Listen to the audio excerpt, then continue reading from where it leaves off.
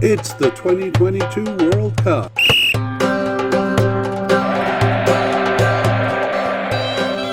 It's Canada's players. Hello and welcome to the International Soccer Preview by Soccerphiles Canada. I'm Kevin. And I'm Connor. And today we will be looking at Canada's squad for the 2022 World Cup. Short version, please. Final comments on the forwards there, Connor? No, let's get to the discussion. Yeah, okay. Well, we're going to go back to our notes from the beginning of the thing, the takeaways from the previous podcast. And we'll start by talking what we said about various formations. Any further comments on that now that we've been through the players? No, I think, Canada's been quite attacking and gone after teams we saw in World Cup qualifying.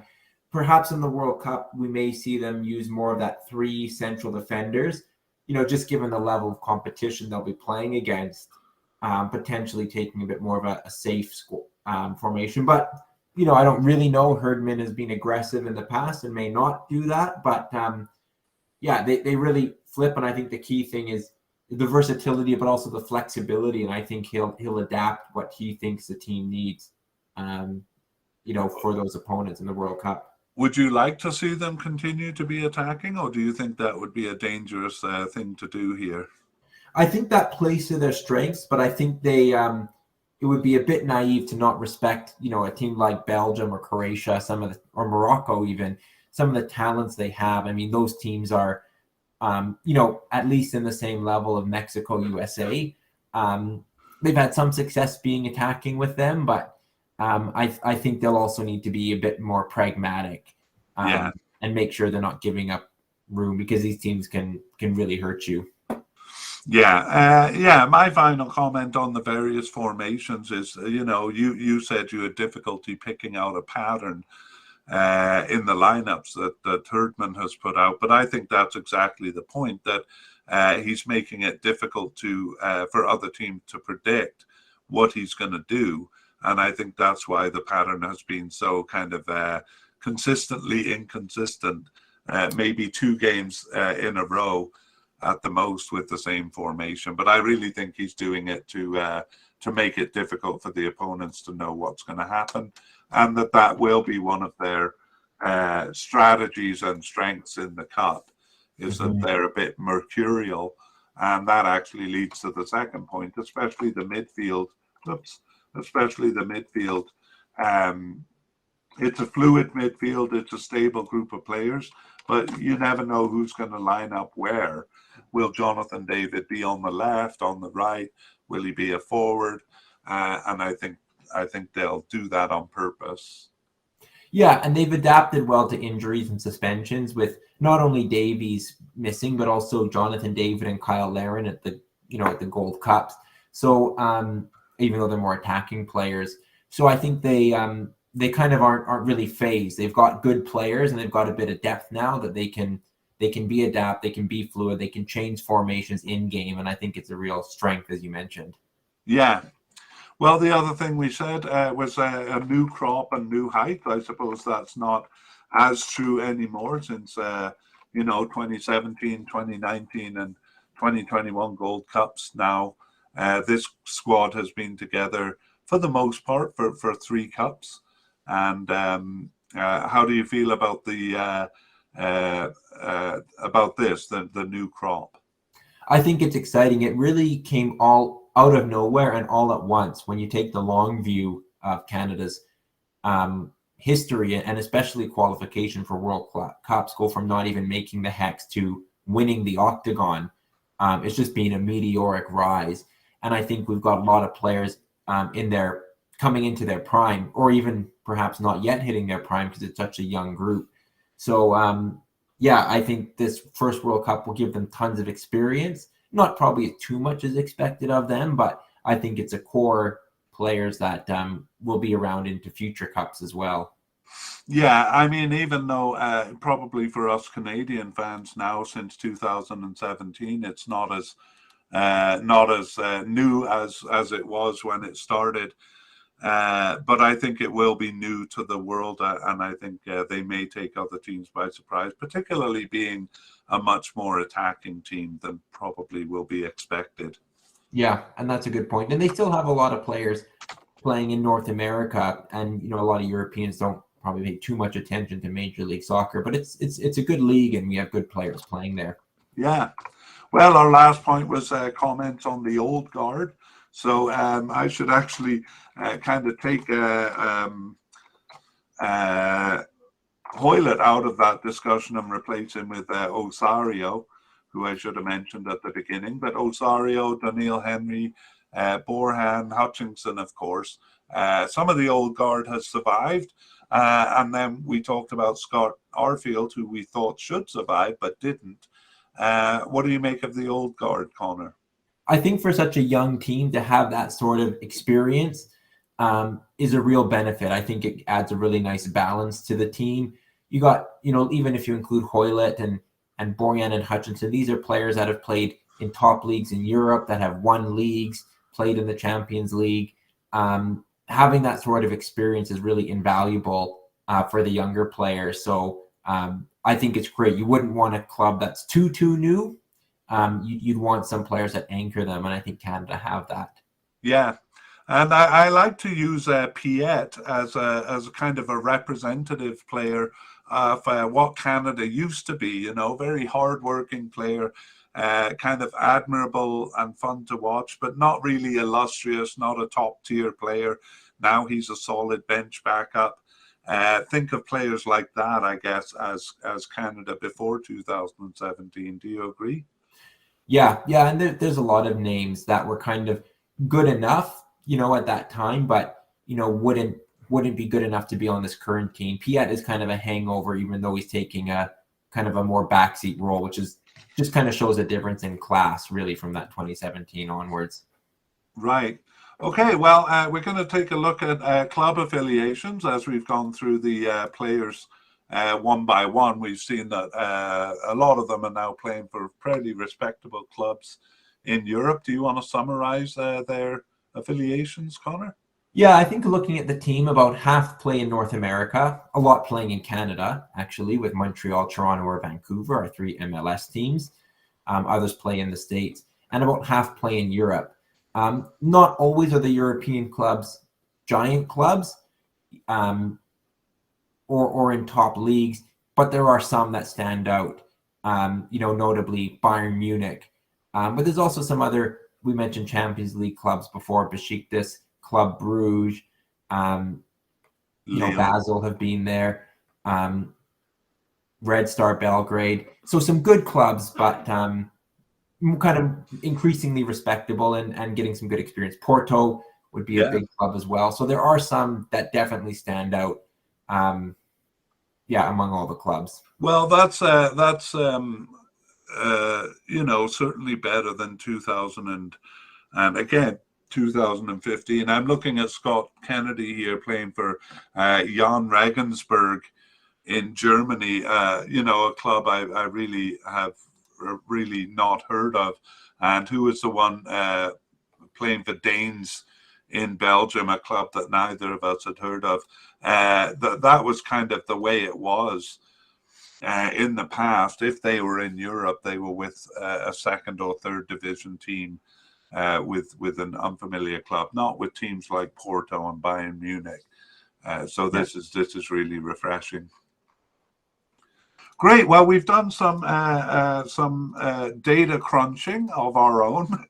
So what I did here was I basically chose the players that we've listed as definite, likely, or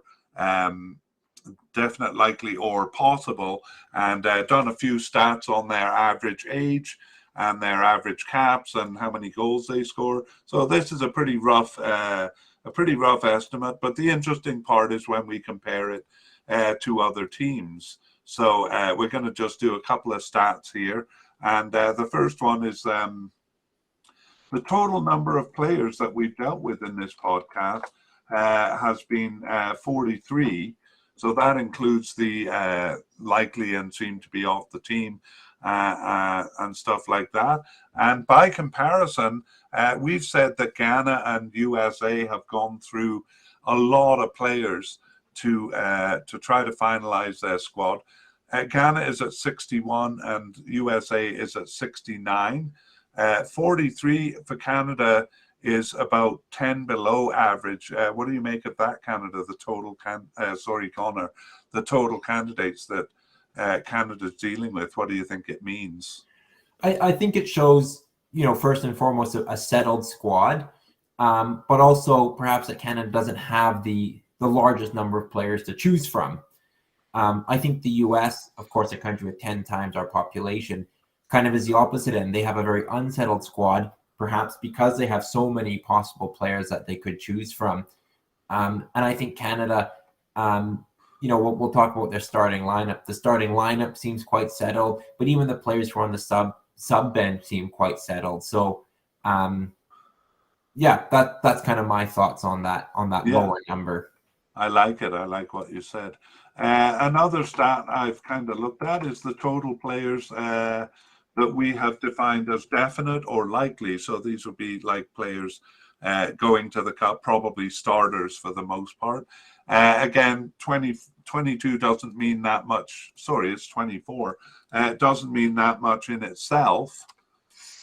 No, it is 22. It doesn't mean that much in itself, but it is a bit higher actually than other teams. The average is about 21.5, and at the extremes we have Senegal with just 17 and America with I think about 26 there. No, America's actually less, 22. What do you make of it? Again, I think in general, it shows a pretty settled squad. I mean, that's half of the players we talked about. And it also probably, again, shows a slightly smaller pool that Canada's picking from. So I think it just kind of emphasizes it. I think it's probably not as clear a stat or distinguishing feature as a total players called up. Yeah.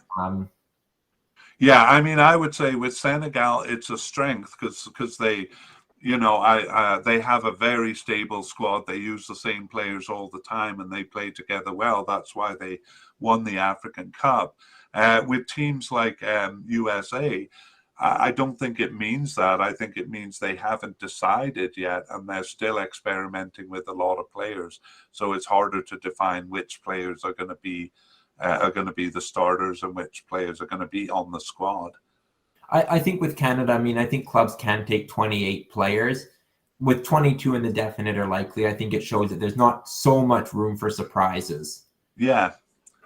Yeah. Okay. And then the other one we have, which actually doesn't mean much, is the total number of players under consideration.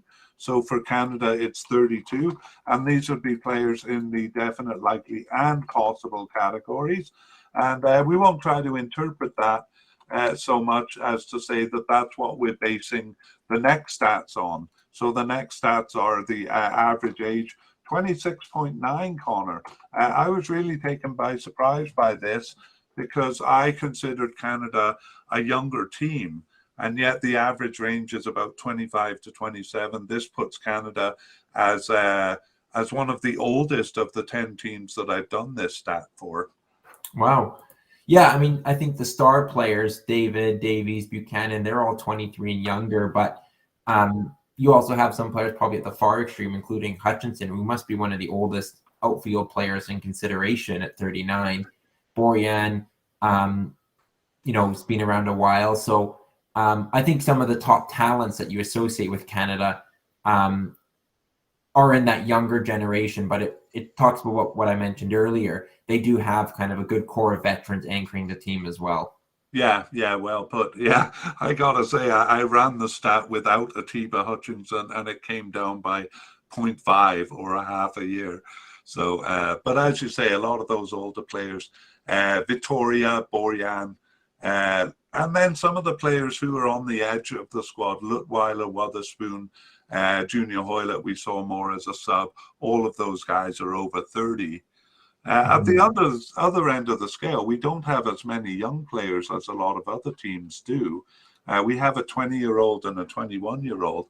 But other than that, all of the players are 22 years or older. Most of them are around 25 years old. Yeah, not so many new players breaking into the team, or perhaps less experimentation with some very young players. So perhaps goes back to that more settled squad. Canada's kind of not unlike some other teams. They kind of know who their starting lineup is, and that's who they're going to go with. Yeah, you said during the podcast that it was a young squad, and I share that impression with you. I think the starting lineup probably is younger than this average that we're seeing. Mm-hmm. Average number of caps among the players, we won't dwell on this too much, but the average among other teams is 24, and Canada is 26, so kind of in the mid-range there. The only thing I would add to that is what we noticed through the thing, that a lot of their players started in 2017. Yeah. Or even after. Total goals. This is a very interesting one. The average is 93 among the definite, likely, and possible candidates. Canada is 122. What do you think, Connor? Well, that's nothing you'd ever associate with Canada in the past.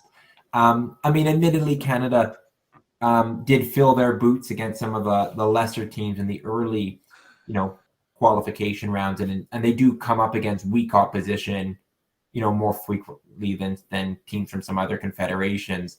But it's a nice thing to be on kind of the above average side for sure. It really is, and I wonder if it'll take the World Cup by surprise. I really hope they go with an attacking frame of mind, even if it does cost them a little bit, just because it would be fun. All right, well, yeah, that translates to 3.8 goals per player. And again, that's a little high. I think the average is around 2.8 to 3. So Canada, a scoring team. But as Connor says, that's partly because they've played some weaker Caribbean teams, which was for the better because it did kind of teach them to score. Let's go through a couple of the issues here. So in defense, I've identified one of the issues as, do we go with a 3 or 4-man back line? Yeah, I know it may not be Canada's style, but I would argue for the more pragmatic 3 in the World Cup. Okay, so you're saying be a bit more careful in defense there. Yeah, and go with the 3 center backs. Yeah, they will be playing probably better teams than they face in CONCACAF, so that might be wise advice. But I'm sure that Herdman's strategy is to make it difficult to predict what Canada's going to do. Another issue in defense is no nonsense Johnson and Larry on the right side, perhaps no nonsense Kay in the midfield, and no nonsense Liam Miller at the back. You said all of them are a bit tough. Yeah, and in fact, when Canada beat the United States in World Cup qualifying, the U.S. complained about Canada's rough tactics. You might remember. Right. But it's a strength. I think before it might have kind of showed a lack of skill in Canada teams at the past. But now I think it's combined with skill as well, and it's good to have tough players, especially in the back line. Well, in the midfield, you called him an anchor during the podcast, and we're happy to have him. It is Eustachio. Yeah, the more and more I watch him, the more I see his value. He's just so good at starting plays. He often hangs back deep, collects the ball, and starts attack with a great range of passing. And I think he kind of controls the pace of the game for Canada. I think he's a key player for them in the middle of the park. Right, and in the attack, of course, we have a few individuals to name to watch out for, but in general, more attacking than expected. Who are those individuals we should be looking to get Canada's goals? I think up front you have Jonathan David and Kyle Larin. They're both great finishers. But then you have, especially on the wings, Buchanan and Davies, just unbelievable pace and trickery. They can score as well. So it's a really good combo. You've got get the ball to the wingers, and you've got guys that can finish in the middle. So bit of pace, helps.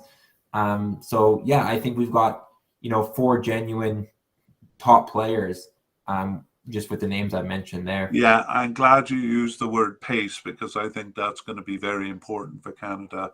Their speed is great. Once again, I'm going to say, if you want to see it in action, Google the Davies Panama goal, the Davies goal against Panama during qualifying. I need say no more.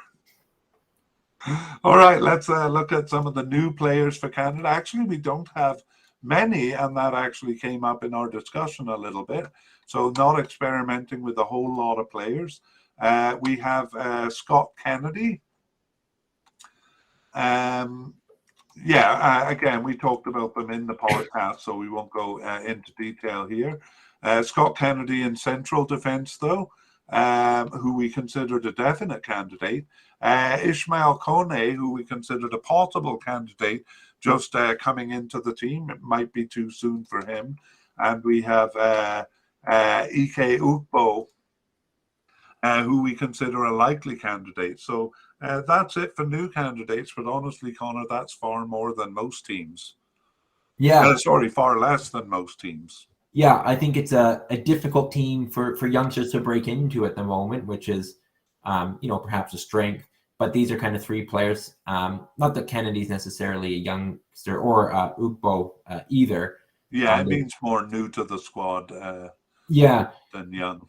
Yeah, but they've kind of been able to contribute a little bit from the bench, a little bit from the starting lineup. But it is always good. Of course, any team does need new players kind of coming in and pushing the players who are already there. Yeah. To be honest, I wouldn't mind having a few more on the menu. I wouldn't be surprised if they actually add a couple in September. As far as injury goes, we just have David Wotherspoon as an injury concern. I think we did mention one other player, but it wasn't really a concern. Do you remember who that was? I don't recall, but I don't think it was just a short-term thing. Yeah, it wasn't a big thing. Wotherspoon, though, Connor and I were trying to figure out whether this is going to last into the Cup. I didn't actually record what the problem was, but he was out for the last 8 games.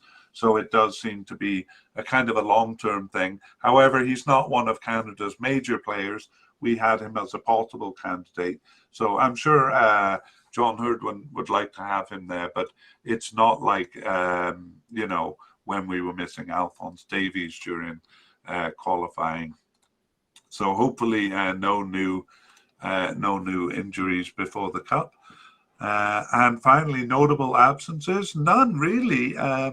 We said Scott Arfield, who we talked about during the tournament. During the extended podcast. But he's been off the team for a while, so he seems, we were kind of expecting him to come back, but he seems well off the team now. Mm-hmm. Okay, well, one thing left to do, Connor, and that is the starters and the substitutes. So we're going to go through the list again. We'll just probably look at the definite and likely candidate, although for those following on YouTube, you'll be able to see the names of the possible or unlikely or seem to be off the squad. Connor, how about John Herdman? Is he going to be there? Absolutely, John Herdman will be there. He is a definite and a starter, a starting coach. For the goalkeepers, we have Milan Borjan, Maxime Crépeau as definite, and that means definite to be on the squad for the Cup. And we have Dane St. Clair as likely. Who do you see as the starter there? It was Borjan through qualifying, and I think we'll see Borjan starting. Very positive of that. I think he's actually the captain of the team as well. Right, and Maxime Crépeau is the second string keeper. And during the full length podcast, we said there is a chance of Jason Littweiler coming in as the third string keeper, and also a chance that they'll bring 4 keepers too. But Dane St. Clair seems to be the third string. Central defenders, are they going to bring all of these guys, Connor? We have Stephen Vittoria, Donnell Henry, Kamal Miller, and Scott Kennedy as definite, and we have Derek Cornelius as possible. I think they'll all come. We've talked about whether they'll play two or three central defenders, but I'm going to go with two for now. And the ones I say as most likely starters are Stephen Vittoria, and then actually Kamal Miller, who started more games than Donnell Henry recently. Yeah, I agree with you. I think Stephen Vittoria and Kamal Miller and Donnell Henry and Scott Kennedy and Derek Cornelius, I think will all be there as substitutes, because they usually bring 5 or 6. However, Alistair Johnson does come into central defence a little bit. Yeah. Left backs, we have just Sam Adekugbe as the definite, with Raheem Edwards and Christian Gutierrez as possible. And I'm sure Sam Adekugbe, who's being consistent in that position, will continue. Right, and if he isn't, it'll actually be the more versatile Laria, who recently hasn't been a left back, but he was before Adekugbe. So yeah. I think he will be the backup. I'm not confident enough to say Edwards or Gutierrez will make the squad. Yeah. Okay, right backs. We have Alistair Johnson and Richie Laria as definite. Again, Richie Laria, not always a right back, but kind of roves around the field. Yeah, and I do agree with that order. I think Alistair Johnson will be the starter. He's been almost ever present since he's come into the squad. All right. Do you see Richie? I think Lahi is the name he wants us to use, but everyone seems to say Laria anyway. Do you think he'll be a starter maybe somewhere else on the field? I think he's more likely to come up if injuries or suspensions are an issue. I think he'll be a sub, but a versatile one to have. Yeah, I personally think he'll get a couple of starts, but yeah, here I would label him more as a sub than as a starter. Well, we're on the same page here. Defensive midfielders, we have Stephen Eustachio and Samuel Piet as definite, and Liam Fraser and Atiba Hutchinson as likely. Out of those, I see Stephen Eustachio as a definite starter. And I don't see the others as starters, but perhaps coming in as subs.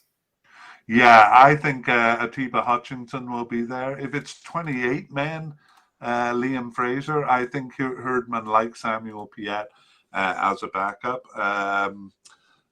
What do you think, Liam Fraser? Do you think he'll make the squad?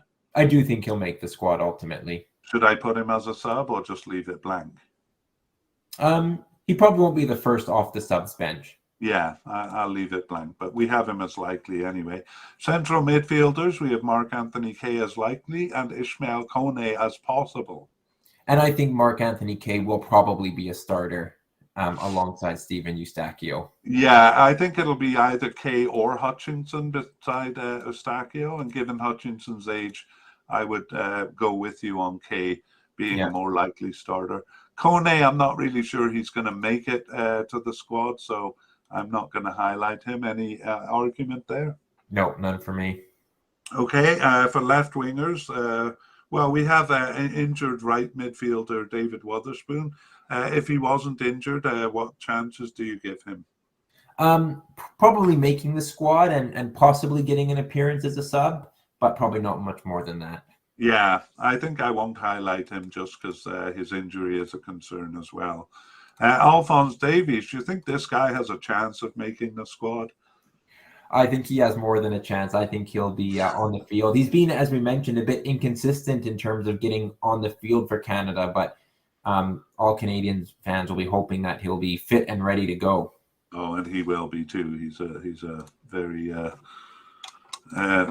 enthusiastic about Canada. For right wingers, that was Alphonso Davies coded as a left winger, although he's really all over the field.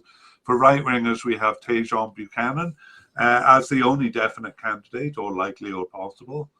Do you see him as a starter? Yeah, I do. I think I would include Buchanan in Canada's best first 11. Yeah, me too.